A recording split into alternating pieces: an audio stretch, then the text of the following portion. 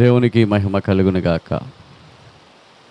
Morning మన్నా వీక్షిస్తున్న దేవుని బిడ్డలందరికీ ప్రభు యేసుక్రీస్తు వారి పేరిట శుభములు తెలియజేస్తున్నాను.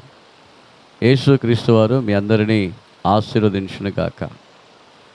ప్రియులరా, దేవుని యొక్క వాక్యం సెలవిస్తుంది, యేసుక్రీస్తు జీవనది అని, జీవజలము అని, జీవజలముల నది ఒడ్డున లేకుంటే జీవజల ప్రవాహము, ఆ ప్రవాహమును నమ్మి జీవించే ప్రతి ఒక్కరికి గొప్ప ఆశీర్వాదాలు ఉంటాయని మనం చూస్తూ ఉన్నాం. జీవజలములను త్రాగువారు ఎప్పటికి కూడా జీవిస్తారు.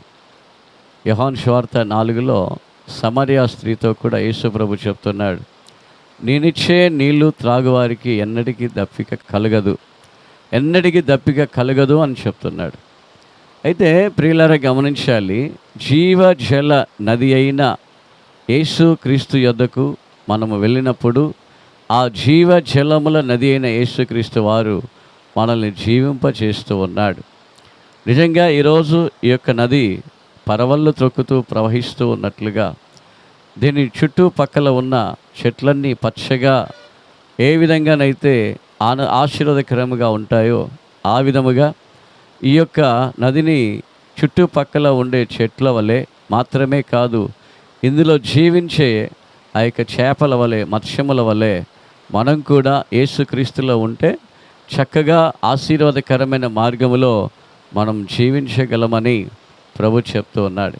కాబట్టి చూడండి, మనము కూడా యేసుక్రీస్తు యొక్క లోపల యేసుక్రీస్తును కలిగి మనం కూడా బ్రతికితే తప్పకుండా మనము జీవాధిపతి అయిన యేసయ్య యొక్క ఆ యొక్క రెక్కల మధ్యలో మనం ఉన్నట్లయితే దేవుడు తప్పకుండా మనల్ని ఆశీర్వదిస్తాడు. కాబట్టి మనం ప్రార్థన చేసుకుందాం ప్రియులారా. ఈ జీవ నదిని నమ్మి ఎన్నో ప్రాణులు జీవిస్తున్నట్లు మనం ఎన్నడూ ఎండిపోని, ఆశీర్వాదాలకే కొరత లేని, ఆశీర్వాదానికి పాత్రుడైన యేసయ్యను మనం ఎల్లప్పుడూ నమ్మి యేసయ్య లోపల ఉంటే ఏ కొదువ, ఏ లేమి లేకుండా యేసయ్య మనల్ని అద్భుత రీతిగా నడిపిస్తాడు. ప్రార్థన చేసుకుందాం. మిక్కిలి అధికముగా ప్రేమించుచున్న పరలోకపు తండ్రి, ఈ మార్నింగ్ మన్నాను వీక్షిస్తున్న ప్రజలందరినీ మీరు దీవించి, మీరు ఆశీర్వదించి గొప్ప కార్యములు చేయుదురుగాక. వాళ్ళ ప్రయాణాలు, వాళ్ళ ఉద్యోగాలు, వాళ్ళ వ్యాపారాలు, రాకపోకలు సమస్తమును కూడా దీవించి వీరి కుటుంబాలకు కూడా చక్కని రక్షణను, భద్రతనిచ్చి నడిపించుదురుగాక. ప్రార్థన విన్నందుకు వందనాలు. యేసుక్రీస్తు వారి నామములో ప్రార్థించి వేడుకుంటూ ఉన్నాము తండ్రి. ఆమేన్.